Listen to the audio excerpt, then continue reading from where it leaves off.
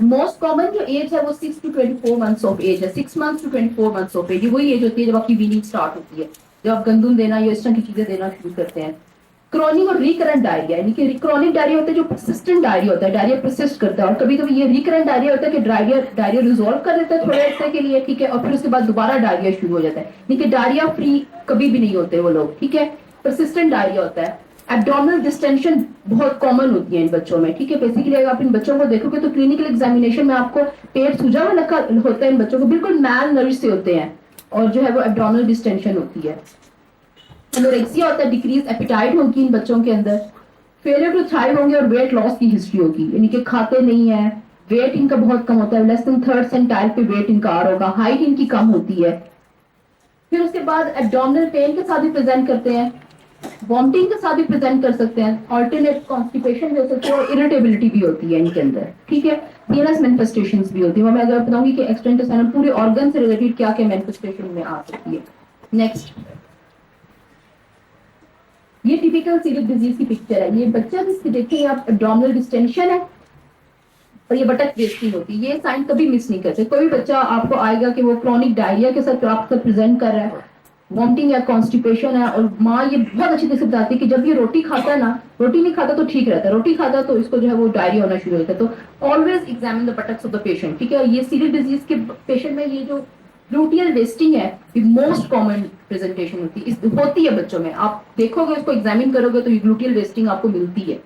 और abdominal distension भी मिलती है। नेक्स्ट,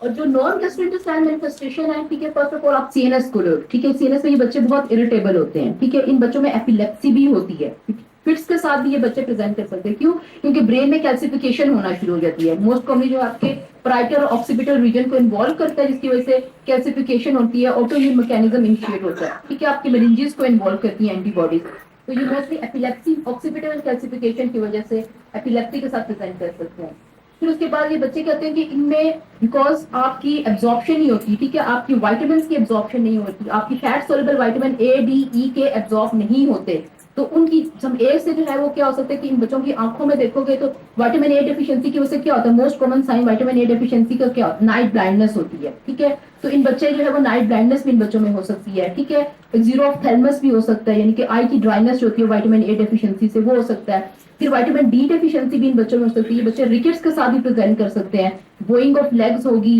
रिकेट रोजरी होगी, रिपीटेड चेस्ट इन्फेक्शन के साथ प्रेजेंट कर सकते हैं आपके साथ, फ्रंटल बॉसिंग होती है, उस विटामिन की डेफिशिएंसी भी, वो भी चीजें भी आपको रूल आउट करनी पड़ती है। जब आप सीलिक डिजीज के बच्चे को देखोगे तो आपको जो है वो माइक्रो न्यूट्रिएंट्स डेफिशिएंसी भी इन बच्चों में होती है, क्योंकि इंटेस्टाइन के अंदर जितनी भी आपकी न्यूट्रिएंट्स है, मल्टीविटामिन्स है, मिनरल्स है, ये सारे एब्जॉर्प्शन होती है। फिर डी के बाद विटामिन के की डेफिशिएंसी ब्लीडिंग के साथ भी प्रेजेंट कर सकते हैं, पर्टिकुलर ब्रूजेस भी इन बच्चों में हो सकते हैं, तो के विटामिन के की डेफिशिएंसी के साथ प्रेजेंट कर सकते हैं। विटामिन ई की डेफिशिएंसी के साथ भी प्रेजेंट कर सकते हैं, विटामिन ई की अगर डेफिशिएंसी है तो हिमोलिटिक एनीमियाज होते हैं इन बच्चों में, ठीक है, आयरन डेफिशिएंसी एनीमिया भी हो सकते हैं और हीमोलिटिक एनीमिया भी हो सकते हैं, और एटेक्सिया भी हो सकता है, विटामिन ई की डेफिशिएंसी से आपको एटेक्सिया होता है। एटेक्सिया होता है कि ब्रेडलिंग गेट होती है, ठीक है, सही तरीके से चल नहीं सकते, तो ए डी ई के विटामिन मोस्ट कॉमन होते हैं, उनको रूल आउट करना पड़ता है आपको, ठीक है,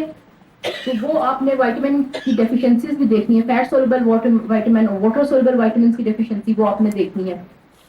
फिर उसके बाद इनमें जो है वो स्किन रीजन्स भी होती है, डर्मेटाइटिस हर्पेटिफॉर्मिस, ठीक है, ये आपकी स्किन लीजन्स होती है, ये रिथमेटस स्किन लीजन की टांगों में और एब्डोमेन में जो है वो आपकी इस तरह की लीजन्स बनना शुरू हो जाती हैं, और आपकी जो है वो आपका एलोपेशिया एरेटा भी होता है कि हेयर लॉस भी होना शुरू हो जाता है, जिन बच्चों में होता है कि पूरा एक